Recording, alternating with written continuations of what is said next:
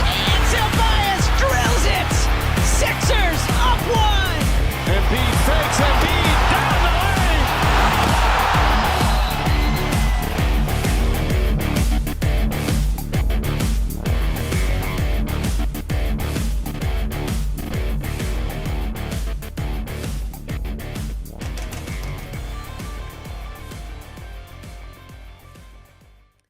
What's going on, guys, and welcome back to the Pick Swap Podcast. My name is Sean Barnard, as always, here with my guy James Birrane, and it's a busy time in the Sixers world. The NBA trade deadline approaching, the Joel Embiid knee uncertainty still kind of swirling. We finally have a little bit of clarity, so I guess we can jump right into things and discuss that specifically. So, James, we do get an update today from ESPN's Adrian Wojnarowski that we get kind of clarity on what went out with Joel, and to read off exactly what Woj tweets, we have from him that Philadelphia 76ers star Joel Embiid underwent a left meniscus procedure on Tuesday and will be reevaluated in approximately 4 weeks. He then quote tweets his own tweet to say that the door is open for him to potentially return this season, but still not a ton of clarity in that. What was your reaction seeing that initial report come out?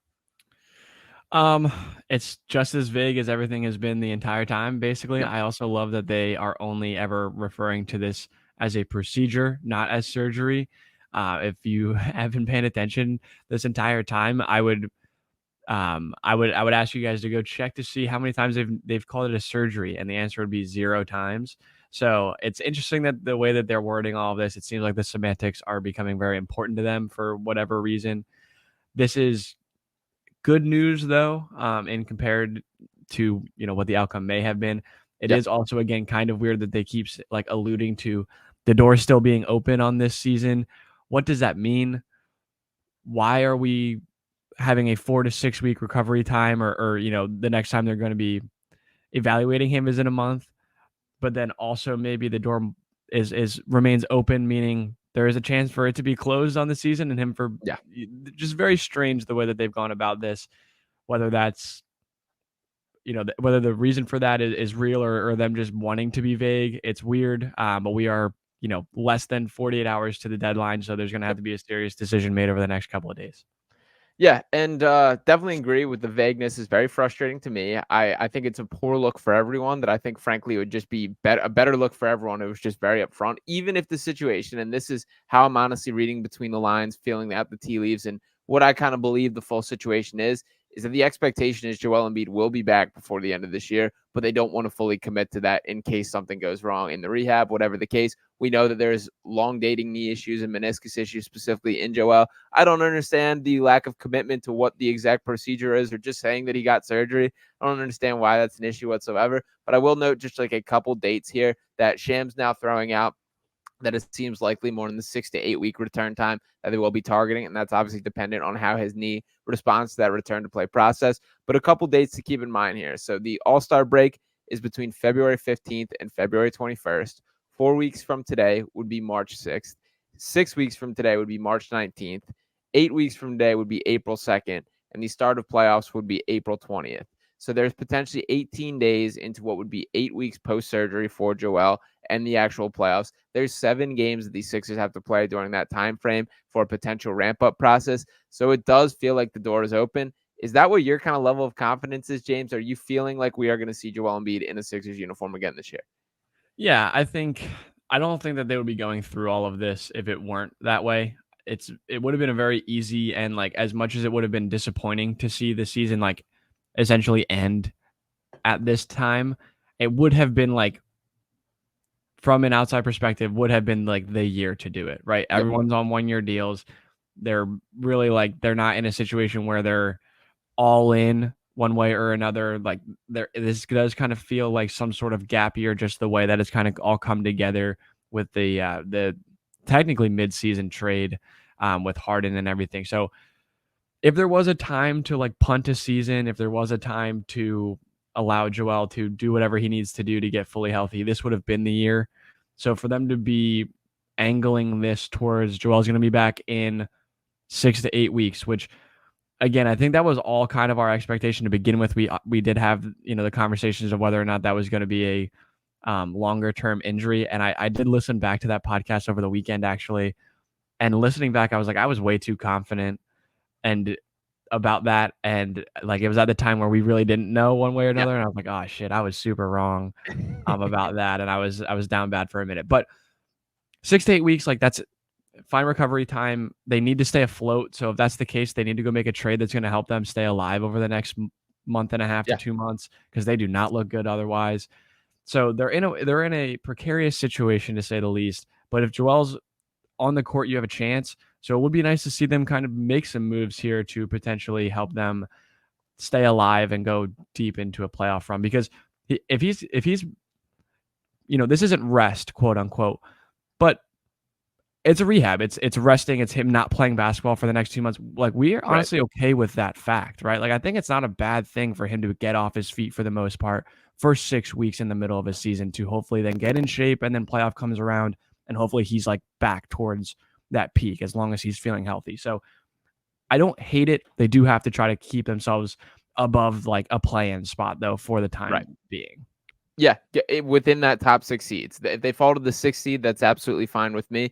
And honestly, like, it's not the worst thing in the world for playing. If we get if say that the seedings end that it's Celtics 1, Bucks 2, the Sixers slip into the play-in range, and they get a first round matchup with the Milwaukee Bucks, I can live with that, to be honest. That's obviously not an ideal situation. You want to be above that. But I guess the overarching point that you kind of touched on here is, if you're forcing or making sure that Joel's coming back and everyone's making every effort for him to return this season, you better have a championship contending team ready for him when he returns. That this is not going to be, he's off for 6 weeks, he rehabs his full meniscus, and he comes back and you're asking him to average 35 points per game and lead the league in usage right where he picked up. It's kind of absurd, and has been for a couple of years now, like the amount that is just purely on his plate. And obviously he's going to still return and be the best player on the Sixers team. There's no doubt about that. He's been through his fair share of missed time and done a pretty nice job of picking up where he's left off. Sure, some sloppiness, a little moments. There's no doubt about all that stuff. But for the most part, like, he's been able to navigate these injuries without losing too much momentum. I think that it's a little overly generous to think that that can exactly be the case. And even at his 100% healthy and at this team playing its best basketball this year, I still think that they were a piece away. So if you're going to have this mindset, have this focus on him making his return before a playoff push, to me, it only forces Daryl Morey to push the chips in more and go and make a trade. Would you kind of agree with that assessment before I shift gears and talk about kind of some specific targets here? Yeah, I think that, like, if the idea is to not like, I have such a hard time because of the market right now. Like, there's really not that much out there, if we're being completely honest. And we'll get into the options, or the hypothetical options, but there's not really that much of a needle mover unless like something drastic changes over the next 36 hours. That being said, they do have to get better at a fair amount of things throughout the next 2 weeks, or 2 days, and then over the next 6 weeks, for them to be a real contender. And if they're not going to do anything at the deadline and hope that Kyle Lowry gets bought out and then call it a day, like, at that point, just chalk it up. Yep. You know what I mean? Like, if they're not going to be a legit contender going into the offseason, or into the postseason, just go into the offseason instead. Let Maxey do his best, see what he can do. Dude, and this isn't going to turn into a Maxey thing. It's definitely not going to, but they were comparing his numbers side by side to Kyrie last night. He's averaging more points per game than Kyrie Irving. Yeah, he's the real deal, man. Like, as the number two option, both of them right now are like, the usage rate between Luka and Joel are probably fairly similar, although Luka is like a different version of that. Sure. But dude, he's averaging 26 a night. Like, oh my God. Yeah, anyway, he's that dude. He really is. But it'll be interesting to see how they play this out. But I do agree with you. Like, if they're going to push and make an effort towards Joel being back and making a playoff run this season, I do think that they're good enough to compete with a lot of these teams. I just don't know if they're good enough to win the championship. So no, I don't think they are. Yeah. So I mean, they proved that when they're fully healthy, they can compete. Also, dude, what's going on with Anthony Melton? Is he okay? Yeah, the back injury. It does make me nervous that they're saying it's unrelated to the back injury that he last year, but anytime it's multiple back injuries, it's pretty well connected in there. That's something that one thing leads to another. Yeah. So definitely concerning. When Nurse first took the podium and spoke about it, that he basically said, like, if we really needed DeAnthony, like, he could play tonight. but we just want to shut him down at this point, make sure he gets to 100%. But that was now like several weeks ago. So a little bit concerned with exactly what's going on there. And I haven't heard any late updates on that. So yeah, hopefully he's back soon. And I do think it's important to note that as bad as they've looked, it's not just Joel Embiid that's been out. It has been D'Anthony Melton, has been Nico Batum, Marcus Morris out of lineup, Tobias Harris in and out. So it's like it looks just about as bad as it possibly could look. And to your Maxey point, I do agree that it's going to be kind of cool to see what does this guy actually look like when he has free reign to do whatever he wants and be a number one option and be the top scattered player on opposing teams on a night in and night out standpoint. I do think that this stretch of time will impact how we feel about Tyrese in the long haul and kind of some future plans in a way that in the long term will be beneficial from a franchise standpoint of what they're exactly looking for. But I do think that there's going to be some growing pains that come with it. And I also think like it's now time to check two boxes by having a guy that can help this team stay afloat and having a guy be a potential difference maker come playoff time if and when Joel Embiid comes back. So I guess to shift gears into the trade conversations, I have 8 names here that they're all pretty common guys that we've talked about. Going to have like a bit of a bracket situation. So I'm going to spit these out at you. We're going to go through these. And then I have 3 specific trades that I have made up, that I have stamped, that I'm on board with. And I want to see your thoughts on all these. But let's begin with the specific targets. I want you to rank these and consider the cost effectiveness of each player. So while like there's obviously, for example, 2 names on here are Kelly Olynyk and DeJounte Murray. Obviously very different trade packages there. But I want the question to you just being, which player would you prioritize for the Sixer with cost and fit in mind? So I'll start off with this this category of the bracket: Andre Drummond or Kelly Olynyk as a Sixers trade target. I'm gonna say Kelly Olynyk, and this is gonna be like if I heard myself say that in 2019, I would have been pissed. See, I've disliked Kelly Olynyk for the better part of a decade, but I am. This is, and maybe this is me in the minority. I am so sick of people talking like Andre Drummond is like the surefire fix everything backup center. He played here. Are we forgetting that he played here? He was pretty good here. He was fine. Yeah. He was fine. And like, sure, we've had some terrible backup centers in the day. He's better than Paul Reed. As like as a starter replacement, sure. Yes. Andre Drummond in the playoffs is useless. He is going to be exactly what the other guys have been come playoff time. He's exactly who he is come playoff time. Like those guys, if you want an innings eater, if you want a guy that's just going to come in and be able to start in place of Joel and be able to like play just the most generic version of a backup center, like fine. And I'm cool with that at a low cost. It's totally fine. But that's what he is. Totally fine. He's going to rebound. He's going to do some stupid shit with the ball sometimes. He'll do some fun stuff sometimes. And I liked him. I did like him. But I just I've heard so many people are just like, oh, dude, need Drummond back. We don't need Drummond back. But Kelly Olynyk, I think, gives you some more variety in the long term if you're talking about going into the playoffs and giving you just some different looks, floor spacing, opening up the lane for some drivers like Tobias and obviously Tyrese as well. So I think if you want versatility at your backup center and be able to kind of do like maybe him and Paul Reed could definitely play together at times, and he could probably ease that a little bit. Hell, him and Joel might be able to play at times. He's a willing 3-point shooter. So I'll go Kelly Olynyk here, but honestly more just to have the point of saying like I don't need Drummond the way a lot of Sixers fans like. He's the only guy that's ever played here for like 4 months that people are like, we need him back. So that's just how I feel. Yeah, I am mostly with you with the Andre Drummond talk. I do like Drummond, I think, more than you do based on the tone of this. That I thought he was cool here. He went down to the Blue Coats wearing a Paul Reed jersey. You cheered him on several times, which to me, that's like a really cool thing to do from a guy that's a veteran. And he's a guy who didn't have the most positive kind of reputation when he came to Philadelphia with the dust-ups with Joel, all those things. And he was very good as a fill-in center, a guy that can gobble up rebounds in a way that nobody on this team really can. So I see the appeal of Drummond, but he is an innings eater, as you said, that he's not kind of a playoff difference maker by any means. Olynyk's a guy that I could see like that. Like Kelly Olynyk's a legitimately good shooter. Like through his career, he's a 37% 3-point shooter on 3.2 attempts per game, shooting 42.9% from 3 this year. And he shot over 40% in 2 other full seasons in his NBA. That's legit numbers. We've never, Ersan Ilyasova is the last like true stretch 4 that we've seen. And he was awesome here, man. He was totally awesome next to Embiid. So I would love that. Kelly would be my vote there as well. And to swing into the next category, Bojan Bogdanovic and Bogdan Bogdanovic. And I'll actually throw in a third here because I'm seeing as we record this, getting a report that the Sixers showing interest in Buddy Hield once again. So we'll label this the shooter category. Bojan Bogdanovic, Bogdan Bogdanovic, or Buddy Hield. What's your preference? Buddy Hield 100%. If you're going there, like we've talked about Buddy a lot. We talked about him last time, and he wasn't even really like an option at that point. If he's available, dude, you do whatever. Really, I mean, not whatever you can, but whatever the asking price is, as long as it's not outrageous, he makes you an entirely different basketball team. I don't even know how to get into this without sounding like I'm going crazy about him, but he spaces the floor unlike essentially everyone else in the league. There's nobody else that really kind of does what he does in terms of a volume standpoint. If you're going between the Bogdanoviches, I know we're opposite on this.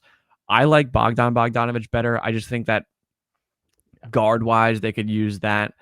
I mean, I don't want to say the additional ball handling, but he can play in a pick and roll. He can do the dribble handoffs, and I'm sure Bojan can as well.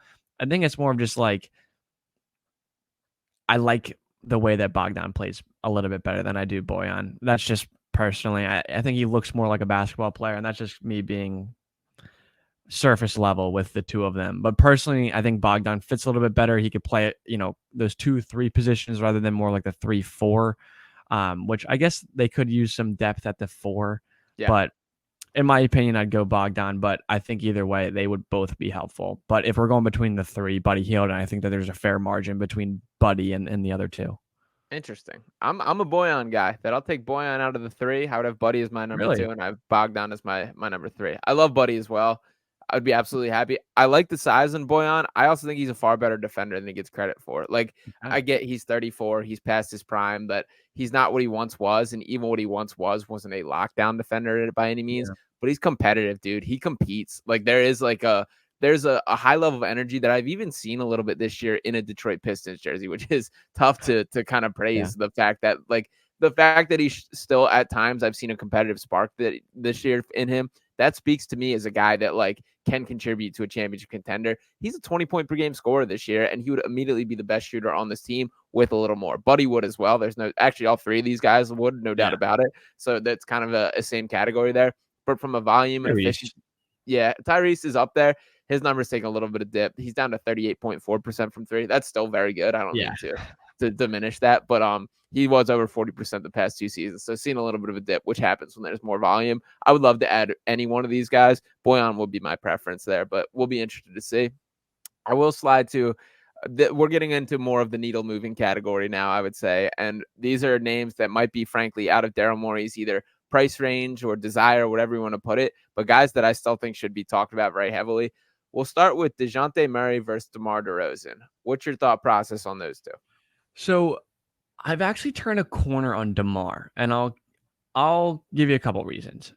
I think late game scoring, he's fantastic, and he's always been like that type of player where you can get on the ball and he can get a shot. He's always had there's some guys that have the knack for that time of the game, and there's some guys that just don't. Mm-hmm. DeMar definitely does. He gets to the line really well, and I think he's averaging somewhere close to 5 assists per game this year. Yeah, over 5, I believe. So that's great. I think that he would provide a lot. He would cover, when you talk about what they're missing, he covers a lot of those. He can play the 2, 3, or 4. He's not a great defender, but I think he's one of those guys that, given the circumstance, given the team that he's on, he would be fine. Mm-hmm. And I do worry about the lack of 3-point shooting, right? It'd be hard to play him and Tobias at the same time, just because biggest thing. Between the 2 of them, they're probably shooting 5 threes a game, but combined. Lower. I believe it's 4.9 is the exact match there. Yeah, that sucks. So yeah, I think, maybe that's where you probably go towards DeJounte, and I totally understand that. I just think DeMar would be really, really interesting, especially in this time while Joel is out. I think if you wanted a guy that can really stabilize, it could be DeMar. Not that you're not making that deal to stabilize in the 2 months. You're not going to get DeMar DeRozan just so he can keep you afloat for the next 2 months. Part of the equation for sure. But it is. And his contract's up. Again, not that Murray's contract is bad by any means. We've gone over that. He definitely is a reasonable and honestly a valuable contract. But DeMar is also up after the season. So you could kind of go in a couple of different directions after that. So I think I'll go DeMar here, just honestly to be contrarian to you. I want to hear your DeJounte Murray point. But I think, if you asked me 3 months ago, I probably been anti DeMar because of that. But now that the options have come down to what they are, I think I'm on the DeMar side here. Yeah, that's fair. I'm not anti-DeMar by any means, and he's more appealing to me now that there is this Joel Embiid absence as far as a guy that can keep your team afloat. He's just a really good basketball player, man. Like, he just does all the right things, knows what he's doing, gets to his spots, makes smart decisions. I don't see a world where him and Tobias Harris can exist on the same floor and be a successful team concept. The mid-range stuff is just out of control. And we're already talking about a Sixers team that ranks 27th in three-point attempts as a team, which just is frankly unacceptable in my mind. Yeah, you have to get more volume up there. And I mean, DeMar is who he is. That I don't expect that you bring him to Philadelphia and all of a sudden he's got a more willing trigger from three. That's just not him. It should be. It should have been for years now, but it's just not. I don't understand it. And sidebar on the Tobias Harris thing. Guy's shooting the fewest three-point attempts per game since 2015, 2016. The fewest he's ever shot in a Sixers uniform. Incredibly frustrating to me because I thought we took some strides. But bottom line is I am a DeJounte guy. I want DeJounte on this Sixers team. I think he's the best player available in the trade market. I think that contract is going to age very well. And frankly, even at the height of the contract in 2027, 2028, he's making $10 million fewer dollars than Tobias Harris is currently making. So if you can swallow that, you're going to be just fine with DeJounte Murray, who, by the way, is just a straight up better basketball player than Tobias Harris. He's always going to be kind of in this fringe all-star tier, but that's just fine. You're exactly fine with that. It's a fair price, it's fair production, and a good enough fit in my mind that to give it a swing. And especially after the Embiid absence, that I do think that Murray's the type of guy that when you have DeJounte Murray and Tyrese Maxey sharing the floor together, that's a team that can keep you afloat a little bit in my mind. So that I'm all in on DeJounte. I've made that pretty clear by now, but did want to bring up that conversation.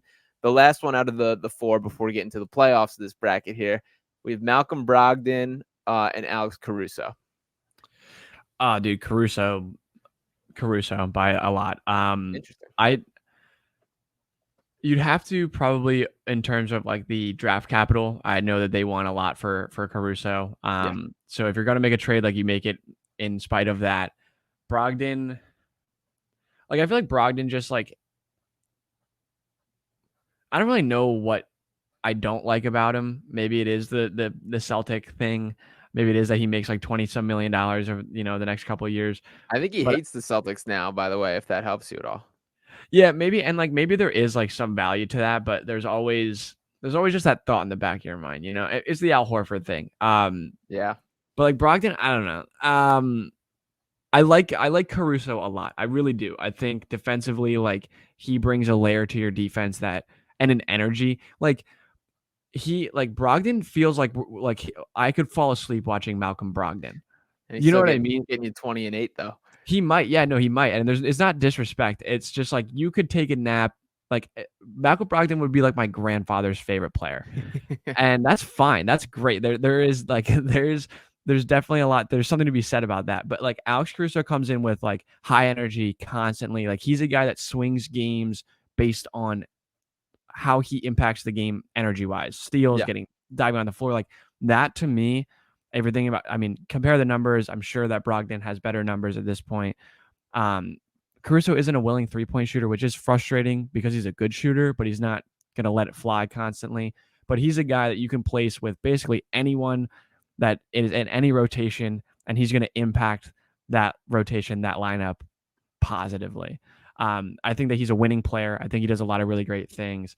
So personally, I would go Caruso here. I do think Brogdon would be good, but it doesn't seem like they're going to be trading anybody, which like I don't know if that makes sense if you're the Blazers, but it seems like they're going to reevaluate. I saw that they're going to reevaluate them, the Wizards, and I forget the other team. They're going to reevaluate come the offseason. It's like, okay. Yeah, I feel like you can find a report for whatever you want to believe at this point. So I have a tough time believing that if they didn't get a legitimate offer for Malcolm Brogdon this year, that they wouldn't take it based on where they are as a franchise. I like Malcolm Brogdon a lot more than I think you're giving him credit. And I don't think he's an Al Horford type of guy because Al Horford was like the quintessential Celtic forever. Like that's where his entire career was, had all the success. Malcolm Brogdon's played a season there, was Sixth Man of the Year, made an impact, was absolutely an impact player in the playoffs against the Sixers for sure. But he's still a guy that had his success in Indiana. He's now doing it in Portland. For me, it doesn't have quite the same Celtics stench all over him, I would say. And I think he's a good player. I think he can play make. I think he can score. I think he plays under control, makes smart decisions, a pretty good shooter, far better than he gets credit. So I think Brogdon is my choice here. Caruso, to me, like, I would absolutely take Alex Caruso on this team, but I just feel he's going to be a guy that the price tag is not worth the talent for him. And I mean, he's going to absolutely help a contender if he's traded to him, but trading like 2 first-round picks for Caruso, which I think it's going to take at least that to me is a lot for a guy like that. Would you do a combo, like if it came down to it, like Caruso and DeRozan for, like even if it was 2 firsts and like Morris, Rocco, and whoever, like, would you do that if it came down to it?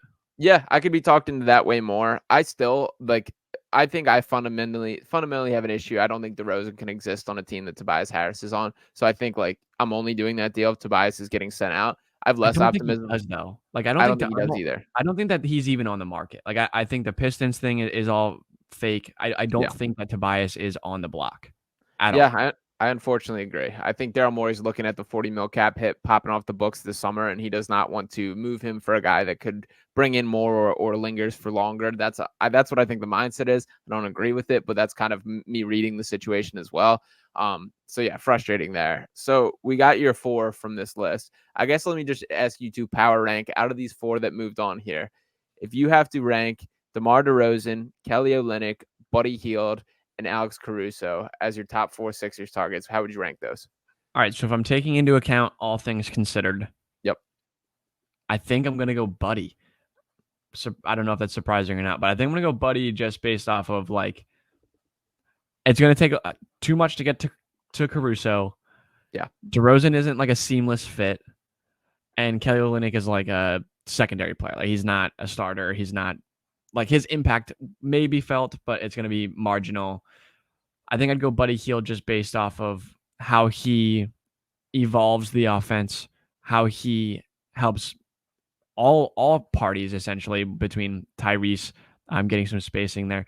Do you think, like, would he play, I guess, the 3? He could really play the 2 though as well, right? Buddy, yeah, he's not a playmaker, but he can put the ball on the floor, dribble a little bit. Like, I think he's a more polished basketball player than he gets credit, that he can pass a little, he can dribble a little. I wouldn't say I ever have confidence in him to be like a decision maker in the offense, but like he can do it like when it's necessary. He's not a guy that like I'm scared to make a decision on the floor. It's similar to Melton in a way where, like, you're not fair. loving it if he's bringing the ball up, but if he catches it and makes a quick drive decision and, you know, either gets to the rim or kicks, like, he's capable. I think like you could keep him at the 2, have Batum and Harris be a big lineup, but also have a lot of spacing and a lot of versatility. So I think if you're thinking about like the most seamless fit, maybe a guy that's attainable in terms of price, and then also like helps everybody in terms of, like, he's just shooting 10 threes a game. Talk about a team that does not shoot enough threes. He's going to jack them up. So I think that's the route that I would go if those are like the 4 options. But honestly, you'd take any of them at this point.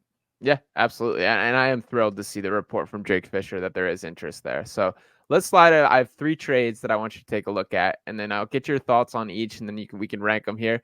Begin with this one, a little bit in the neighborhood of what we were discussing. So what we do have is a trade, and let me zoom in a little more.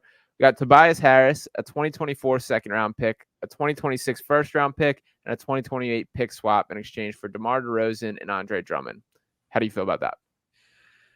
Yeah, I would do that. I think I would do that. Again, I don't know if it's Harris going out, but if you're going to get DeRozan in, I believe that would be, you like, I think DeRozan would be more lethal in this offense than Tobias currently is. Definitely. He's also a much better playmaker. So I think that, like, if you're going to give up one for the other, DeMar coming in would be a win. The pick swap is fine. That's good for fine. The brand. Good for the brand. We always need more of those. And, 1 first round pick, that's really fine. Give away the seconds, that's fine, or trade KJ Martin or something. Sure.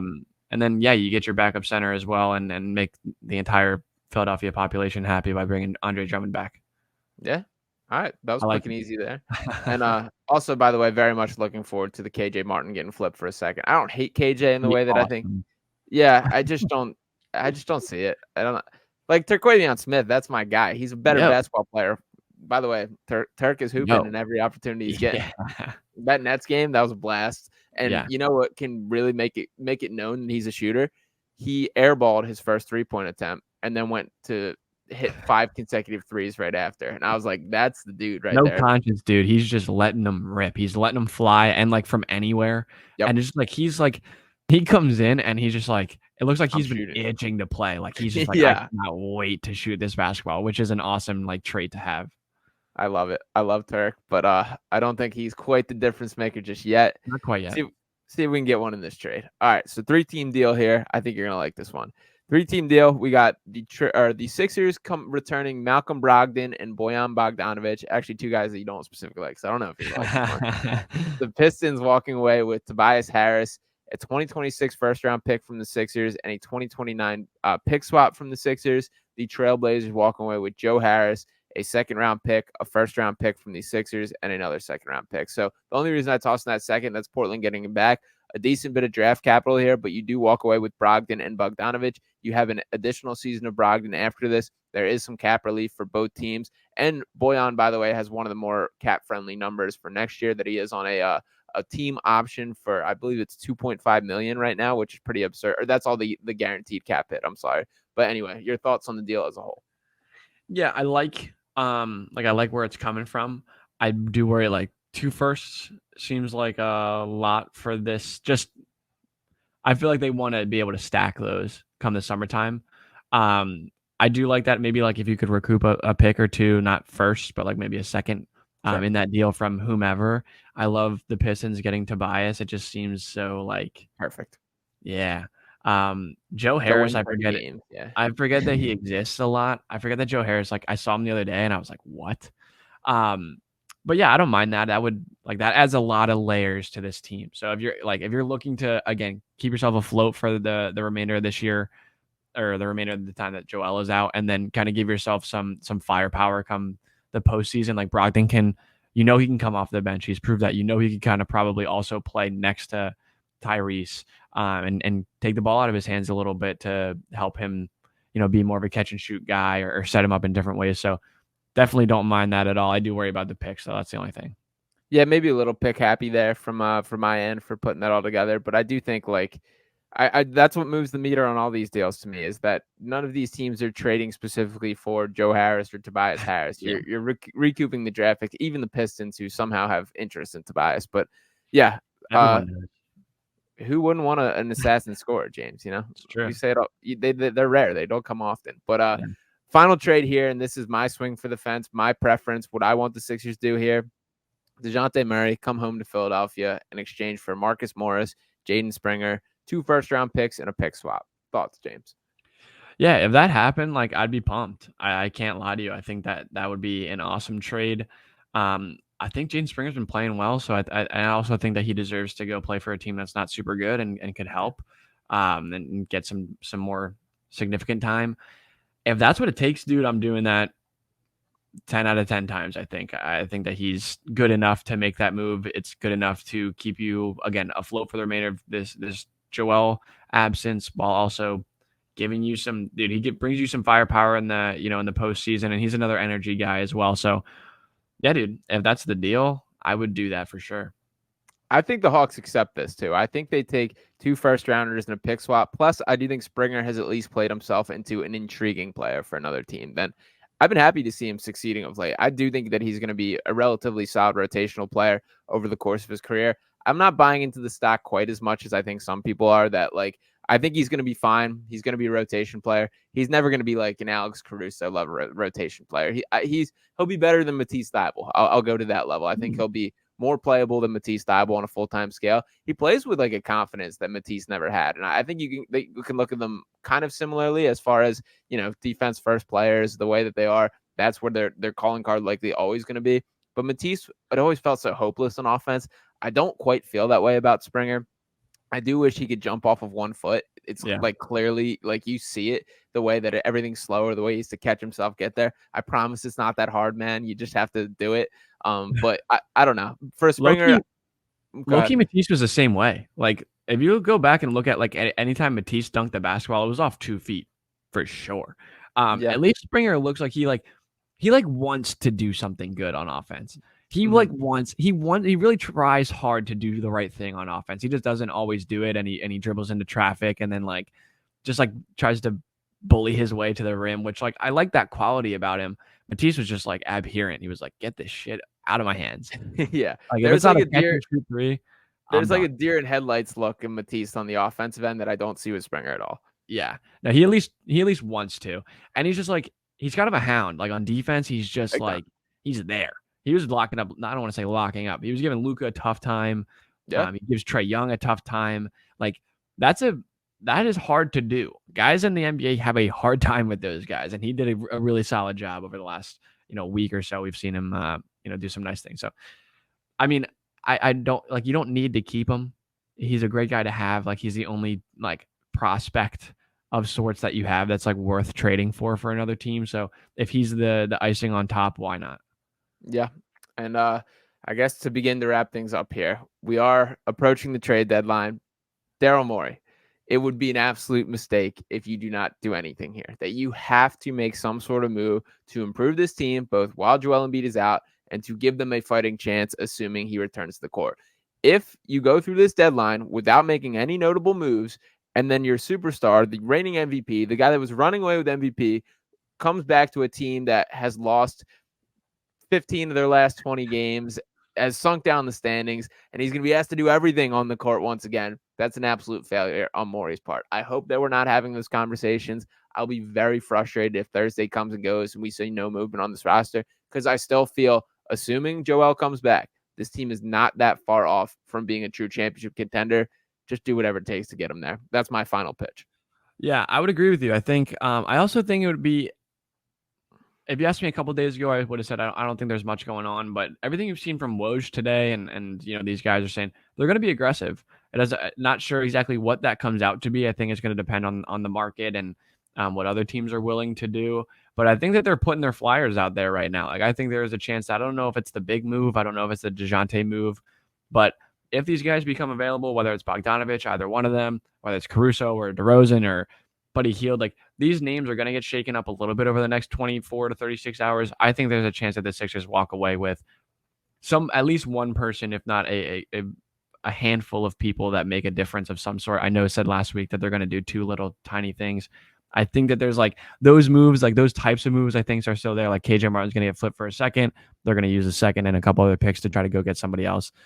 Who knows what it might be, but I do think that Morey understand. It feels like everyone's kind of on the same page here. Yeah. So I'm excited, but I'm also nervous for Thursday because it feels like every time I get excited for a day like that, it ends up just kind of like crumbling in front of you. So I'm excited for it. I think hopefully we come out on a feeling good at 3:00 on Thursday.